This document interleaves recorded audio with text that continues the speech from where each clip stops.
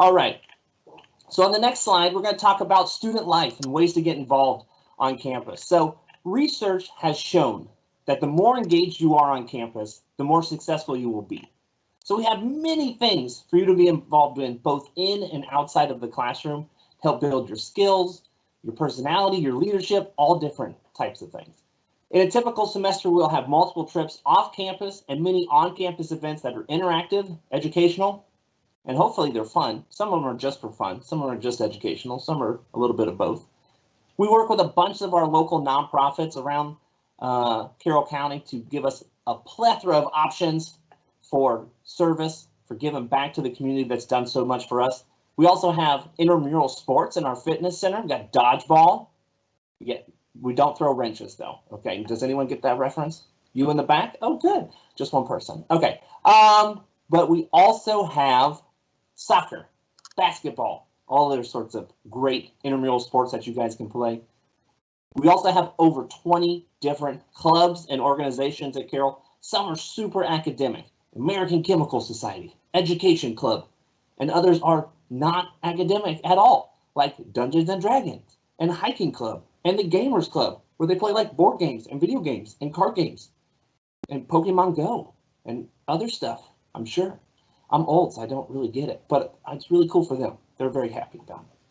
We also have tons of leadership opportunities on campus. Student government, sponsor open. We have 5 seats just for incoming freshmen. So if you're like, oh, I'm just starting, there's no way I can be on student government. Wrong, you can totally be on student government. We have 5 spots in our student government just for you.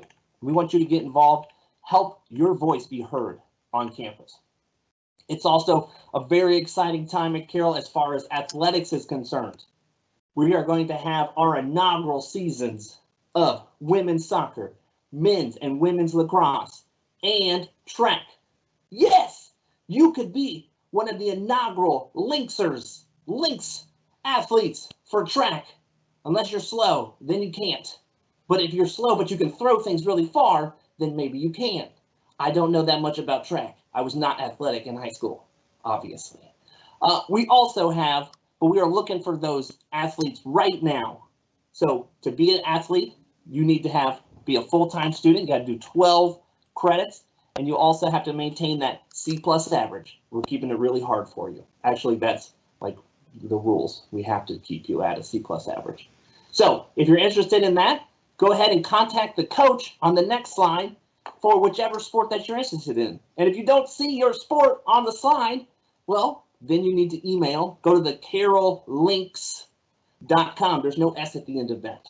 carrolllinks.com, and you can fill out a interest form on there and talk to the coaches, figure out what we're going to do next. I know it's weird right now with COVID-19 and all that stuff going on, but we are really excited about our sports teams. We're really hoping to have sports in the 2020-2021 season. On the next slide there, you can see the Carroll Links website. I speak English, I promise. Right there, you just go to the prospective athlete form and you click on that. You can fill out your information. One of our coaches will reach out to you, talk to you about what you want to do. We are hoping to have your physical and all your eligibility stuff done by July 1st. So it's the end of May. You got a whole month to get that done. So let's get started on it right away.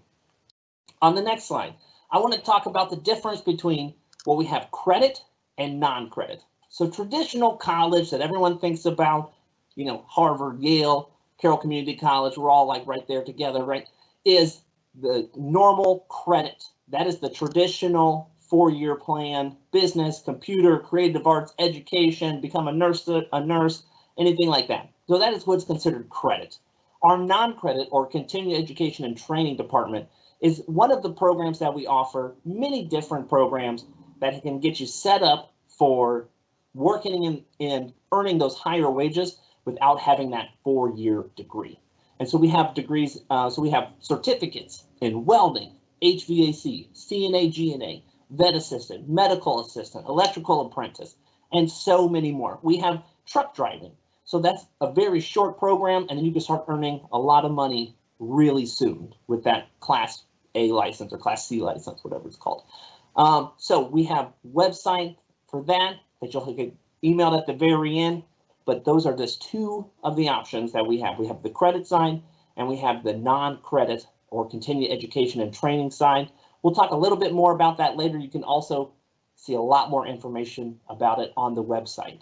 So now I'm going to hand it over to Ms. Kim Bachman, the other Assistant Director of Admissions, and she's going to take it from here.